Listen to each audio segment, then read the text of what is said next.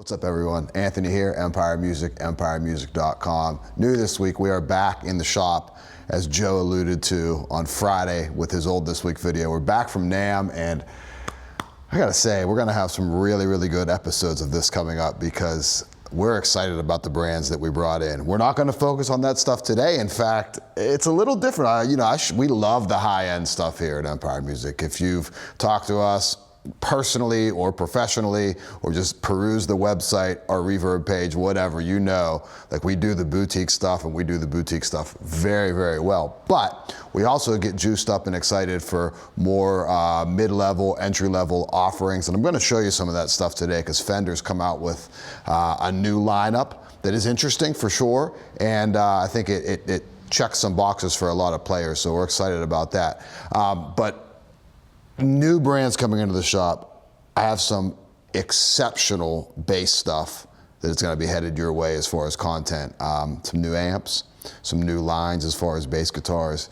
Have some amazing electric guitars, some baritones. I'm not going to say much more because we're going to let the content kind of speak for itself. But Justin, Joe, and I really did a lot of work.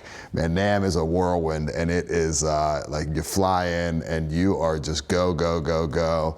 And then I'm like shooting content out there for myself or for Empire, but like filming myself and filming Justin and Joe, and then getting back to the hotel room and editing things and then pumping it out. So if you follow us on Instagram, you've seen some of that NAMM content. So you might know some of that stuff that's kind of coming your way. But nonetheless, pay attention to all the channels. Really excited about the newer than new this week stuff that's coming out shortly, but stay tuned for that. Trade-in event, back on. Joe announced it on Friday. We're excited about that as well. We did that last year and had a great response because we like trade-ins. We like used gear. Used gear is always interesting to us.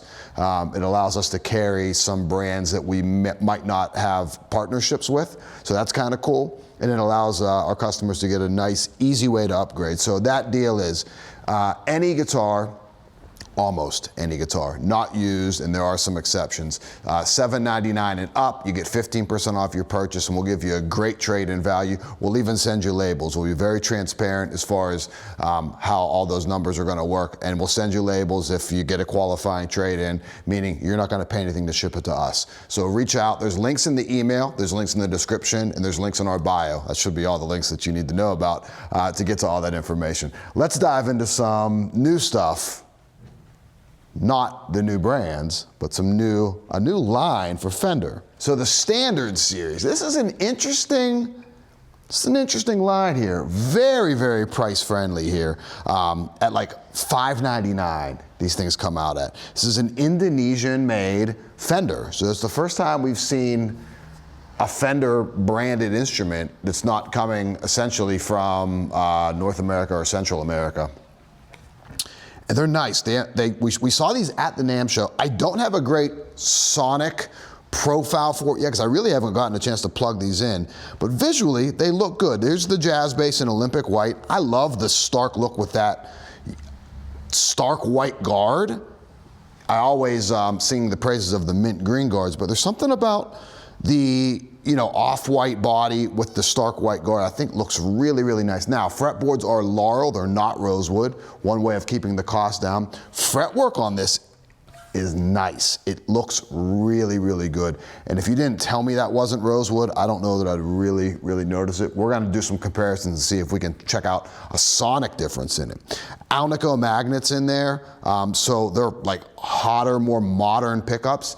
These come in like right over the Squier Classic Vibe line, price point wise, under the Player 2 line. So I think they fit into a nice spot. Upgraded bridge saddles on it, slightly smaller profile than what you see on the Squier with the tuning keys.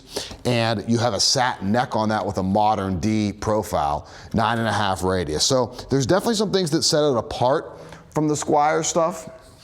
And it just says Fender on it, which if you're a player like me, and I will elaborate more on this whenever I get into our longer form content, I don't want to play something that says Squier on it. It's just a total superficial thing. But nonetheless, it's nice to see a Fender branded instrument there, and it's a nice price point. P-Bass, 3-tone Sunburst, Poplar body. This is actually very lightweight. Again, standard series pickup in there. Same specs as what I talked about on the jazz bass.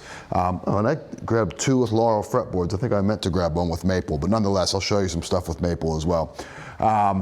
Again, we're gonna dive more into some sonic examples of this, some comparison videos, and really do a deep dive on what Fender is getting right, hopefully not too much wrong with something like this. But at $599, I think this fits a lot of players that want to get into something that just says Fender on the headstock, which, as I said, is important to me. It really, really is. And I know that sounds dumb, but it's true. In the Tele, Aquamarine Metallic. That's a new finish on that. Nice. Little like the aquamarine blue with a little bit of metallic flake in it. You'll see those upgraded saddles on it. Maple board on this. Same modern D-neck, Alnico pickups. Justin put these on the multimeter the other night just to measure the output. And it was funny, the output was like reading low, but with those ceramic magnets in it, there's a lot of punch to it. So I'm excited to see what that does on the bass side of things. I think it's always an interesting take how magnets in the pickups affect essentially the end tone, the end result of that. And then another in Olympic white. I just had to show it again because it looks so good on a Strat. I actually have 2 Strats out here and one in a different line that I just love the finishes on. Looks really good.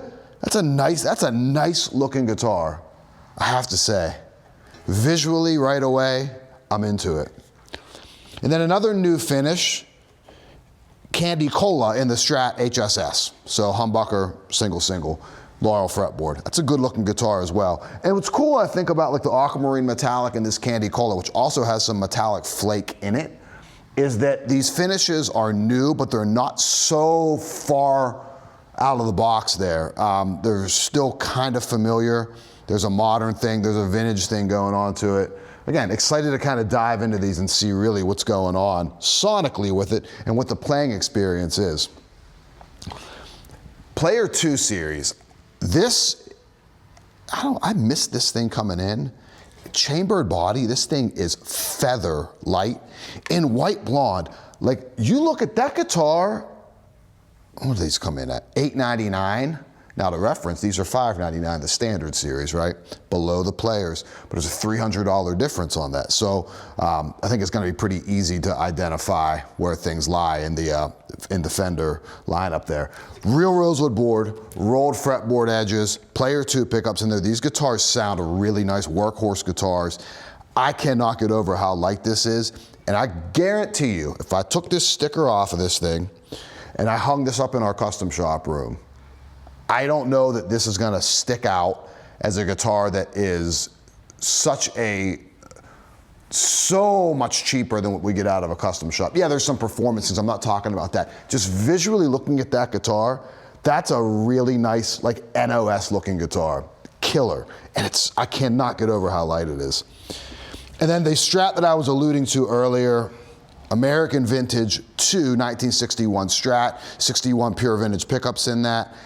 It's just in this Fiesta red that this was easily the most requested Strat in that lineup.